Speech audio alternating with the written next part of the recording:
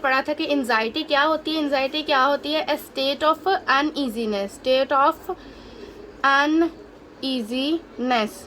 Okay उसके बाद हम लोगों ने एंजाइटी को ट्रीट करने के लिए हमने दिया था क्लास वाला ड्रग बेंजोडायज़ेपिन। हमने भी बेंजोडायज़ेपिन पढ़ी थी और हमने इसके एंटागनिस्ट भी पढ़ा था। नेक्स्ट ड्रग क्लास है बारबिट्यूरेट। बारबिट्यूरेट को सबसे पहले हम लोगों ने इसके ड्रग के नाम याद कर लेते हैं, उसके बाद हम लोग इसके मैकेनिज्म ऑफ एक्शन, हम लोग इसके काइनेटिक्स, इसके एडवर्स इफेक्ट्स और इसके यूजेस पढ़ेंगे। सबसे पहले हम लोग इसके ड्रग के नेम मेमोराइज कर लेते हैं किस तरीके से। Barbital, we have to memorize the mnemonic which is called barbital. सबसे पहली ड्रग आती है हमारे पास amobarbital, it is pronounced as एमोबारबिटल।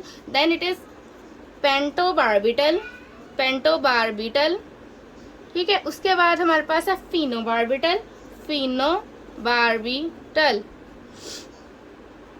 उसके बाद हमारे पास सीकोबारबिटल है, टोटल 4 टाइप्स। ओके, सीको इन लिपनकोट बारबिटल। ओके अच्छा, इसमें हमने एक ही वर्ड यूज करना है जो कि है barbital. So we have to memorize the word barbital, barbital. Okay उसके बाद हम लोग ये ड्रग्स जो है वो बारबिट्यूरेट्स की पढ़ लेंगे। उसके बाद हमने other drugs of hypnotic drugs पढ़नी है और अदर ड्रग्स एंजियोलाइटिक ड्रग्स पढ़नी है, ठीक है। सबसे पहले हम लोग पढ़ते हैं बारबिट्यूरेट्स का एक्शन, मैकेनिज्म ऑफ एक्शन और इसका यूजेस। अच्छा, हम लोगों ने प्रीवियस वीडियो में हमने ये बात की थी कि benzodiazepine is more safer than the barbiturates. तो इसकी क्या वजह है? क्योंकि इसके जो एडवर्स इफेक्ट हैं बहुत ज़्यादा हैं। तो हम इसके एक एक करके इसको पढ़ते हैं। जो है ना बारबिट्यूरेट्स, ठीक है, जो बारबिट्यूरेट्स की क्लास ऑफ द ड्रग है ना, ये बेसिकली यूज़ किस चीज़ के लिए होती है? ये पेशेंट्स को सिडेट करने के लिए यूज़ होती है, टू सिडेट पेशेंट्स, ठीक है, ताकि उनको नींद आ जाए जल्दी और ये स्लीप को मेंटेन करें, ठीक है। बेसिकली इसका बेसिक फंक्शन जो है वो यही था। लेकिन इसके एडवर्स इफेक्ट बहुत ज़्यादा थे, एडीआर इसके बहुत ज़्यादा थे और ये जो थी वो डिपेंडेंस और टॉलरेंस क्रिएट कर लेती थी। डिपेंडेंस लाइक अगर ये लेंगे और हम इसको विड्रॉ करेंगे तो विड्रॉवल सिम्टम्स शो करने लग जाएगी, हमें एडवर्स इफेक्ट शो होने लग जाएंगे अगर ये रेगुलरली हम लेने लग जाएगी। लेकिन ये डिपेंडेंस शो कर देती थी और ये टॉलरेंस भी शो कर देती थी, जिसकी वजह से हमने इसको अवॉइड करना शुरू कर दिया। मोर ओवर एक बेसिक इंपॉर्टेंट चीज़ हम लोग देख लेते हैं कि ये एक कंट्रोल्ड ड्रग है। ओके जो बारबिट्यूरेट है ना, ये एक कंट्रोल्ड ड्रग है। ये क्या है? एक कंट्रोल्ड ड्रग है। अच्छा, what you mean by controlled drug? Controlled drug is a drug which can not be dispensed without A prescription, ठीक है, एक स्पेसिफाइड प्रेस्क्राइबर के बगैर, ठीक है, एक स्पेसिफाइड प्रेस्क्राइबर के बगैर ये किसी भी आम इंसान को डिस्पेंस नहीं कर सकते। कोई भी फार्मेसी या कोई भी हॉस्पिटल इसको डिस्पेंस नहीं करता है। इसके रिकॉर्ड होते हैं हमारे पास मौजूद और इसके जिसको देना आता है उसका पूरा पीछे हिस्ट्री देते हैं और उसके बाद उसको डिस्पेंस करते हैं ये, ठीक है। उसके बाद हम लोग सबसे पहले इसका मैकेनिज्म ऑफ एक्शन पढ़ते हैं कि ये किस तरीके से एक्ट करती है। सबसे पहले इसका मैकेनिज्म ऑफ एक्शन करते हैं, mechanism of action. Okay, mechanism of action इसका क्या है कि ये क्या करती है? ये सिडेटिव हिप्नोटिक एक्शन करती है और ये जो है ये गाबा ए रिसेप्टर के साथ इंटरैक्ट करती है और गाबामिनर्जिक ट्रांसमिशन को बढ़ा देती है। ये क्या करती है? गाबा ए रिसेप्टर, ठीक है, गाबा ए रिसेप्टर के साथ इंटरैक्ट करेगी और गाबामिनर्जिक ट्रांसमिशन को बढ़ा देगी, ठीक है, ट्रांसमिशन को बढ़ा देगी, ठीक हो गया।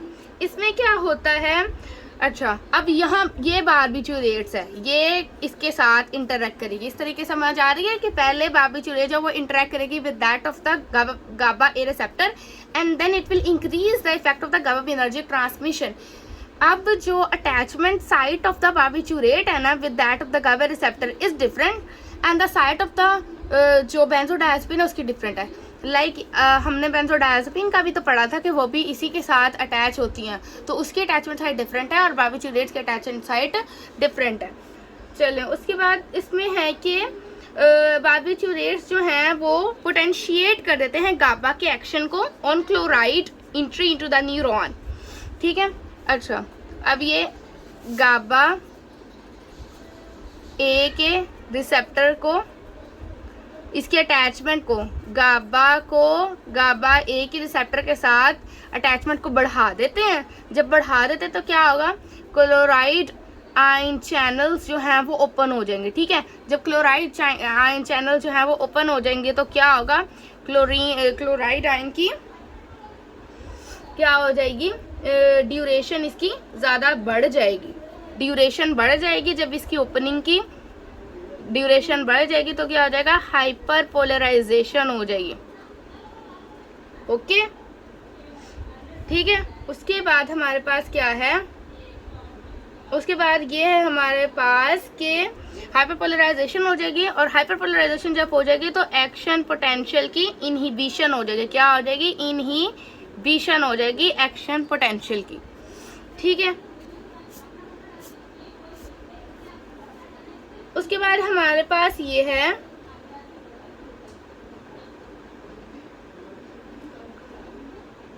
अब अगर हम इसके एक्शन पे बात करते हैं, ठीक है, बार्बिट्यूरेट्स के एक्शन पे बात करते हैं तो इसके दो एक्शन है। सबसे पहले ये सीएनएस को डिप्रेस कर देगा, सीएनएस को डिप्रेस करेगा, और दूसरा हमारे पास इसका एक्शन है कि ये रेस्पिरेटरी डिप्रेशन कर देगा। ठीक है, रेस्पिरेटरी डिप्रेशन, ठीक हो गया, रेस्पिरेटरी डिप्रेशन। सबसे पहले ये सीएनएस को किस तरीके से डिप्रेस करेगा, यह सीएनएस को डिप्रेस करेगा अगर हमने डोज इसकी कम ली हुई है। अगर लो डोज ऑफ बार्बिट्यूरेट लिया तो क्या होगा कि सीडेशन प्रोड्यूस कर देगा। ठीक है, सीएनएस में क्या हो गया, ये सीडेशन प्रोड्यूस कर देगा। अगर हमने इसकी डोज बहुत ज़्यादा हाई ली हुई है तो ये क्या कर देगा, हिप्नोसिस कर देगा। ठीक है, हिप्नोसिस कर देगा। जब हिप्नोसिस हो गया, इंसान हिप्नोटिक हो जाएगा, तो बहुत ज़्यादा ही डोज अगर और ज़्यादा ले लिया तो हम कोमा में पेशेंट चले जाएगा और कोमा से डायरेक्ट डेथ हो जाएगी। सो दैट्स वाई इसकी जो हाई डोजेस है वो क्या है, लीथल है। ओके, उसके बाद हमारे पास ये आ जाता है कि रेस्पिरेटरी डिप्रेशन किस तरीके से कराता है। अब रेस्पिरेटरी की बात करते हैं कि रेस्पिरेटरी डिप्रेशन क्या कराता है कि ये ना कीमो रिस्पॉन्स जो है ना कार्बन डाइऑक्साइड का, वो इसको डिप्रेस करा देता है, और ओवरडोज से हमारे पास सांस की कमी हो जाती है और इंसान जो है वो डेथ हो जाती है इंसान की। किस तरीके से, ये जो है वो हाइपॉक्सिक और chemo receptor response, carbon dioxide का जो रिस्पॉन्स होता है ना, रेस्पॉन्स, ठीक है, चाहे वो हाइपॉक्सिक हो या फिर वो कीमो रिसेप्टर रिस्पॉन्स हो, ठीक है, इसको क्या करा देता है, सप्रेस करा देता है। जब ये सप्रेस हो जाएगा तो क्या हो जाएगा, डिप्रेशन हो जाएगी, respiratory depression, it is called respiratory depression हो जाएगी, और अल्टीमेटली द पेशेंट की डेथ हो जाएगी। ठीक है, अच्छा ये अब एक्शन की बात होगी। अब हम लोग बात करते हैं इसके यूजेस की, ये कहाँ यूज़ होते हैं। ठीक है, सबसे पहले जो इसके यूजेस में पहला काम हो गया वो होता है हमारे पास एनेस्थीसिया। ठीक है, किसी भी मेडिकल प्रोसीजर करना है तो हमें एनेस्थीसिया की ज़रूरत होती है। सबसे पहला काम क्या हो गया इसका, एनेस्थीसिया। एनेस्थीसिया क्या है, हमने बार्बिट्यूरेट की जो अल्ट्रा शॉर्ट एक्टिंग है ना, अल्ट्रा शॉर्ट एक्टिंग जो बार्बिट्यूरेट है ना, उसको हम देते हैं, और इंट्रावेनसली आईवी देते हैं हम लोग, इंट्रावेनसली देते हैं, और तो हमें एनेस्थीसिया प्रोड्यूस हो जाता है। क्या प्रोड्यूस हो जाता है, एनेस्थीसिया। ओके, ये एनेस्थीसिया की यूजेस आ गए। उसके बाद हम लोग जो दूसरा यूज़ है यहाँ लिपनकोट में लिखा हुआ है, एंटी कन्वल्सेंट। अगर किसी भी बंदे को कन्वर्जन्स आते हैं, एंटी कन्वल्सेंट, ओके, जो फिनोबार्बिटल है ना, इसकी ड्रग की जो क्लास ड्रग है ना फिनोबार्बिटल, वो कन्वर्जेंस को रिड्यूस कराती है। ठीक है, सीएनएस की डिप्रेशन करा के कन्वर्जेंस को कम करा देती है, और ये ना कॉग्निटिव डेवलपमेंट को डिप्रेस कर देती है, और कॉग्निटिव परफॉर्मेंस को डिक्रीज कर देती है, और ये सीजर्स के लिए यूज़ होती है। ठीक है, सीजर्स के लिए ये यूज़ होता है ताकि सीजर्स की काउंटिंग में कमी आए। ठीक है, उसके बाद हमारे पास ये सिडेटिव और हिप्नोटिक तो है ही, सिडेटिव और हिप्नोटिक। ठीक है, use in mind severe to, अगर हमें एंजाइटी है, डिप्रेशन है या इंसोम्निया है तो हम लोग इसको लेते हैं ताकि स्लीप को इंड्यूस कराया जा सके। किस चीज़ के लिए? स्लीप को बढ़ाने के लिए, स्लीप को इंड्यूस कराने के लिए, ठीक है। उसके बाद हमारे पास है, अच्छा इसको हम लोग माइग्रेन और दूसरी मेडिकल कंडीशंस के लिए भी यूज़ किया जा सकता है। काइनेटिक्स में ये है, फार्माकोकाइनेटिक्स की अगर हम बात करें, काइनेटिक्स में ये है कि ये ऑरली एब्जॉर्ब जल्दी हो जाती है। ऑरली अगर हम एडमिनिस्टर करें तो ये इसकी एब्जॉर्प्शन बहुत ज़्यादा जल्दी और डिस्ट्रीब्यूशन भी बहुत ज़्यादा जल्दी हो जाती है थ्रू आउट द बॉडी। उसके बाद हमारे पास ADRs, इसके एडवर्स इफेक्ट्स ये होते हैं। एडवर्स इफेक्ट में ये एक तो ड्राउजीनेस काज कर देगा, कन्फ्यूजन रहने लग जाएगी आपको, और इम्पेयर्ड कंसंट्रेशन, हमारे जो फोकस का लेवल है वो कम हो जाएगा, फोकस इंसान का जो है वो कम हो जाएगा, ड्राउजीनेस हो जाएगी। उसके बाद ये फीटस को भी, अगर कोई प्रेग्नेंट लेडी ने अगर इसे लिया हुआ है तो ये प्लेसेंटा को क्रॉस कर लेगा और जो फीटल की डेवलपमेंट है उसको ये हार्म कर सकता है। उसके बाद हमारे पास है हैंगओवर इफेक्ट भी ये कॉज करा सकता है, drowsiness, hangover effect after the use of the barbiturates. Nausea, vomiting, delirium की कंडीशन हो जाए, कार्डिक अरेस्ट हो सकता है इंसान का। और अगर हम लोग बारबिट्यूरेट्स का ओवरडोज ले लेते हैं तो हमारे पास इंसान की डेथ भी हो सकती है। सो दैट्स वाई इसको हम लोग कम लेते हैं, क्योंकि शॉक लाइक कंडीशन भी हो सकती है पेशेंट को। सो दैट्स वाई इस बेंजोडायजेपिन को हम लोग ज़्यादा लेते हैं as compare to the barbiturates को।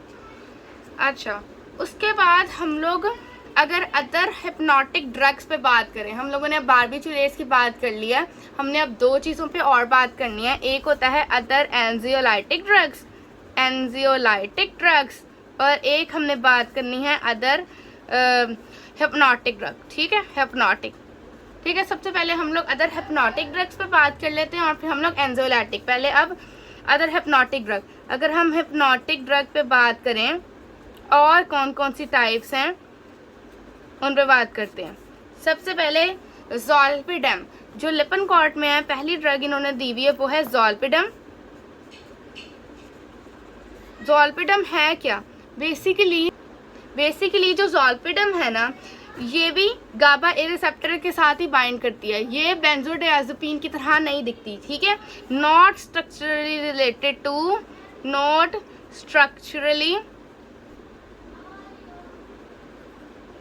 टू बेंजोडायजेपाइंस, ठीक है, बेंजोडायजेपाइंस की तरह नहीं दिखती, ठीक है। ये गैबा ए के साथ बाइंड होती है, गैबा ए रिसेप्टर के साथ बाइंड होती है। और ज़ोलपिडम जो है ना, इसका कोई एंटी कन्वल्सेंट इफेक्ट भी नहीं देता और ये कोई भी रिलैक्सिंग स्टेट भी नहीं करती। ये रैपिडली एब्जॉर्प्शन भी इसकी बहुत ज़्यादा है, अगर हम ऑरली लेते हैं तो ये एब्जॉर्प्शन इसकी बहुत ज़्यादा है, डिस्ट्रीब्यूट हो जाती है। ओके, ये जो है ये हिप्नोटिक इफेक्ट देती है 2 से 3 आवर्स के लिए। किसे? 2 से 3 आवर्स के लिए ये हिप्नोटिक इफेक्ट दे देती है। कौन सी? हिप्नोटिक। अच्छा, हमने पहले ही पढ़ा था कि हिप्नोटिक क्या होता है। ये हिप्नोसिस वर्ड होता है जो कि होता है टेम्परेरी स्लीप, ठीक है, टेम्परेरी स्लीप। अच्छा, ऑरल एब्जॉर्प्शन है इसका। उसके बाद ये होता है कि अगर इसके अंदर ना ज़ोलपिडम की एक सबलिंगुअल टैबलेट भी हमें मिलती है, सबलिंगुअल टैबलेट, ठीक है, इसका जिक्र भी किया हुआ लिपनकॉर्ट में। सबलिंगुअल क्या होता है? अंडर द टंग, ठीक है, tablet it is use to place under the tongue, ठीक है, so that's they will release their effects. Okay, oral absorption है। उसके बाद ये है कि इसके अगर ADRs की बात करें तो इसके बहुत ज़्यादा हैं। ये एमनीजिया काज कर देगा। एमनीजिया होता है शॉर्ट टर्म मेमोरी लॉस। उसके बाद होता है हमारे पास स्लीप ड्राइविंग, ठीक है, परफॉर्मिंग एक्टिविटी में कमी आ जाएगी। स्लीप वॉकिंग, नींद में जो चलते हैं लोग, वो स्लीप में जो इंसान बोलता है वो भी इसके अंदर आ जाएगा। और इसके बाद जो ज़ोलपिडम है ये भी एक कंट्रोल्ड ड्रग है, ठीक है, क्या है? एक कंट्रोल्ड ड्रग है। उसके बाद हम लोग ज़ेलेपियन ड्रग है दूसरी, हमने जो बात करना है ज़ेलेपियन, ठीक है। ये एक नॉन बेंजोडायजेपिन हिप्नोटिक ड्रग है, ठीक है, नॉन बेंजोडायजेपाइन, ठीक है। ये भी ये जो है ये इफेक्ट करती है कॉग्निटिव फंक्शन के ऊपर और कोमोटर एंड कॉग्निटिव फंक्शन के ऊपर एज कम्पेयर टू द सॉल्पिडम। जो सॉल्पिडम है वो कॉग्निटिव फंक्शन पर डेवलपमेंट नहीं करती, लाइक इंसान के जो बिहेवियरल एक्टिविटी होती है या चलने फिरने की होती है उसके ऊपर ये काम नहीं करती। लेकिन जो सेलेपियन है ना, ये कॉग्निटिव के ऊपर इफेक्ट करती है, इसकी रैपिड एलिमिनेशन हो जाती है और ये जो है ना ये मेटाबोलाइज होती है CYP3A4 पे। CYP3A4 एंजाइम की मदद से ये ज़ेलिपियन जो है वो मेटाबोलाइज हो जाती है। ठीक है, उसके बाद है एसोपिसियन। ठीक है, अब ये भी नॉन बेंजोडायज़ेपिनिक है, ये भी। और इसमें क्या होता है, इसके एडवर्स इफेक्ट में हमारा हेडेक आता है, ड्राई माउथ होती है और ये भी इंसोम्निया के लिए। जो ज़ेलिपियन और एसोपियन है ना, ये इंसोम्निक पेशेंट के लिए सबसे ज़्यादा इफेक्टिव है, ये स्लीप की प्रोडक्शन को बढ़ा देती हैं। उसके बाद हमने एक वर्ड पढ़ा होता है मेलाटोनिन। हमने बहुत सारी जगहों पे एक वर्ड पढ़ा होता है मेलाटोनिन। हमारे पास एक होता है मेलाटोनिन रिसेप्टर एंटागोनिस्ट। ठीक है, ये क्या होता है, एंटागोनिस्ट। ओके, हमारे पास जो सबसे पहले हम पढ़ते हैं कि मेलाटोनिन है क्या। जो है ना मेलाटोनिन, ये एक हार्मोन है जो कि पीनियल ग्लैंड से रिलीज होता है। ठीक है, पीनियल ग्लैंड से ये क्या होता है, रिलीज होता है और ये मेंटेन करता है हमारा सर्केडियन रिदम। ठीक है, मेंटेन करता है sleep wake cycle. Okay, sleep wake cycle को ये क्या कर देता है, मेंटेन कर देता है। ठीक हो गया। अच्छा, अब जो है ना मेलाटोनिन रिसेप्टर एंटागोनिस्ट, जो रेमिल्टियन है और टेसीमिलेटॉन है, ये दो ड्रग्स हैं। रेमिल्टियन यहाँ लिख देती हूँ, रेमिल्टियन ये एक ड्रग होगी और दूसरी ड्रग है हमारे पास टेसीमिलेटॉन। ये क्या करते हैं, ये MT1 और MT2 के रिसेप्टर्स के ऊपर क्या कर देते हैं, ये ना सेलेक्टिव एगोनिस्ट है। जो रेमिल्टियन और टेसीमिलेटॉन है ना, ये MT1 और MT2 के सेलेक्टिव एगोनिस्ट है। ठीक है, सो दैट्स वाई ये इसके ऊपर एक्ट करते हैं। सो दैट्स वाई जो मेलाटोनिन है ना वो रिलीज हो सके, क्योंकि जब मेलाटोनिन रिलीज होगा तो हमारा सर्कैडियन रिदम जो होता है ना, स्लीप वेक साइकिल, वो मेंटेन हो जाएगा। तो जो इंसोम्निक पेशेंट है वो इंसोम्निया उसका दूर हो जाएगा, उसको नींद आ जाएगी, स्लीप वेक साइकिल उसका ठीक हो जाएगा। ठीक है, उसके बाद जो है हमारे पास इसके मेटाबॉलिज्म के लिए ना, इस ड्रग की मेटाबॉलिज्म के लिए हमें CYP450 1A2 और 3AA चाहिए होता है एंजाइम इसकी मेटाबॉलिज्म के लिए। उसके बाद हमारे पास एंटाहिस्टामीन्स होते हैं, एंटीहिस्टामीन्स। ठीक है, ये भी जो है ये स्लीप वेक साइकिल को मेंटेन करते हैं और इसके अंदर भी सीडेटिव प्रॉपर्टीज़ होती हैं। ठीक है, उसके बाद हमारे पास एंटी डिप्रेसेंट्स आ जाते हैं, एंटी डिप्रेसेंट्स। ठीक है, ये भी स्ट्रॉन्ग सीडेटिव प्रॉपर्टीज़ इसके अंदर भी होती हैं, ये भी इंसोम्निया को करते हैं। और ट्राजोडोन, इसके एग्जांपल में हम लोग क्या है, मिर्टाज़ापिन और ट्राजोडोन, ये दो एग्जांपल्स हैं एंटी डिप्रेसेंट्स में। उसके बाद हमारे पास एक और ड्रग है जो कि है सीवोरेक्सेंट जो है ये एंटागोनिस्ट है ऑरेक्सिन रिसेप्टर का। किसका, ऑरेक्सिन।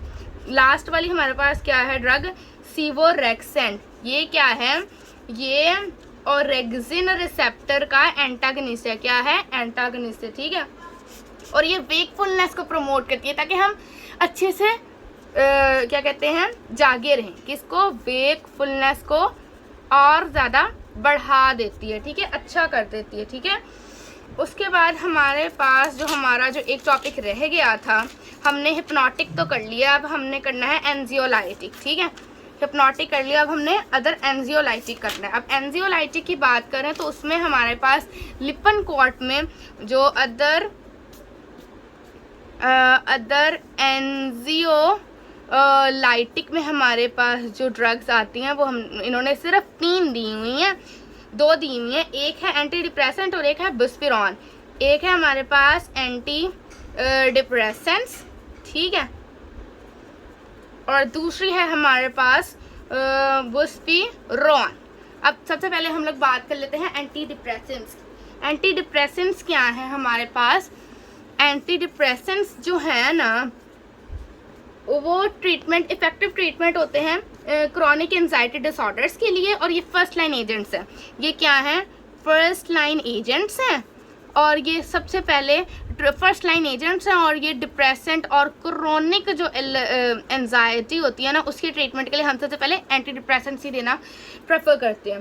ठीक है, उसके बाद इसके अंदर हम लोग सिलेक्टिव सेरोटोनिन रिसेप्टर इनहिबिटर्स आते हैं और सिलेक्टिव नोरेपिनेफ्रिन SSRIs आते हैं और SNRIs आते हैं। ठीक है, SNRIs में हमारे पास वेनलाफेक्सिन और ड्यूलोजिटाइन। ठीक है, ये दो ड्रग्स आ गई। और सिलेक्टिव सेरोटोनिन रीअपटेक इनहिबिटर्स में हमारे पास क्या आ गया है, हमारे पास एसिटालोप्राम और पैरोक्सिटीन। ठीक है, पैरोक्सिटाइन और एसिटालोप्राम। ओके, ठीक है, अब हमने ये ड्रग्स की बात कर ली कि इनके नाम याद हो गए। उसके बाद हम इसका फर्दर पढ़ते हैं कि ये अब हमने एंटी डिप्रेसेंट्स जो होने हैं ना उसको हमने बेंजोडायज़ेपिन की कम्बिनेशन के साथ देना है। किसके साथ देना है, बेंजोडायज़ेपिन की इन कम्बिनेशन विद बेंजोडायज़ेपाइन्स। ठीक है, ओके। उसके बाद ये होता है कि फर्स्ट वीक ऑफ ट्रीटमेंट में हमने देने हैं कम्बिनेशन के साथ। अगर हम 4 से 6 वीक के बाद, ये हो गया फर्स्ट वीक। ठीक है, जब 4 से 6 वीक गुजर जाते हैं तो हमने एंटी डिप्रेसेंट को अपना जो है ना वो एंटी एंजाइटी इफेक्ट प्रोड्यूस करने लग जाते हैं। क्या एंटी एंजाइटी इफेक्ट जो है वो प्रोड्यूस करने लग जाते हैं और ये जो है वो जनरल एंजाइटी डिसऑर्डर्स को ट्रीट करने लग जाते हैं। ठीक है, उसके बाद अगर हम लोग लॉन्ग टर्म इसको यूज़ करेंगे तो बेनिफिट, ऑनगोइंग बेनिफिट है और रिलैप्स को प्रिवेंट करेंगे। अब होती हैं बिस्प्रीन।